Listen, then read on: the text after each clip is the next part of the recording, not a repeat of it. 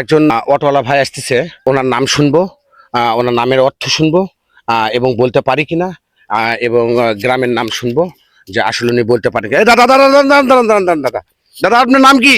সনক। সনক। আপনার গ্রামের নাম? রামচন্দ্রপুর। রামচন্দ্র। এদের সনক নাম মানে কি আপনি জানেন? না। জানেন না?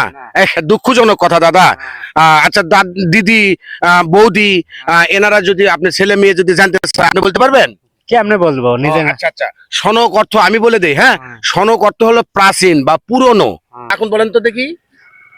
সনক মানে প্রাচীন নাম অথবা পুরনো। পুরনো। আচ্ছা, গ্রামের নাম আপনার?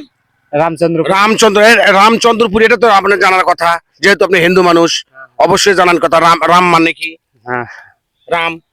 আপনি রামের পূজা করেন না? হ্যাঁ। হ্যাঁ, রামের পূজা। আর চন্দ্র? চন্দ্র মানে তো চন্দ্রই। চন্দ্র মানে চন্দ্র অর্থ হলো চাঁদ।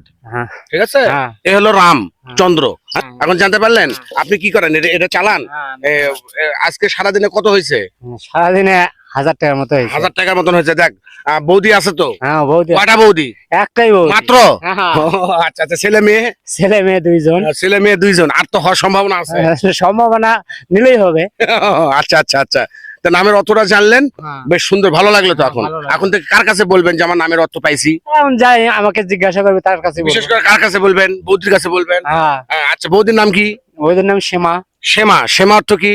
শ্যামা একটা পূজার নাম। হ্যাঁ। শ্যামা পূজা করেন না আপনারা? হ্যাঁ, শ্যামা পূজা। এটা শুনতে হবে। দর্শক বিন্দু, এই যে আমরা একটা ব্রিজে, এটা মৎস্য ব্রিজ করে বলে, এটা পলাশবাড়ি থানার গাইবান্ধা জেলা মৎস্য ব্রিজ।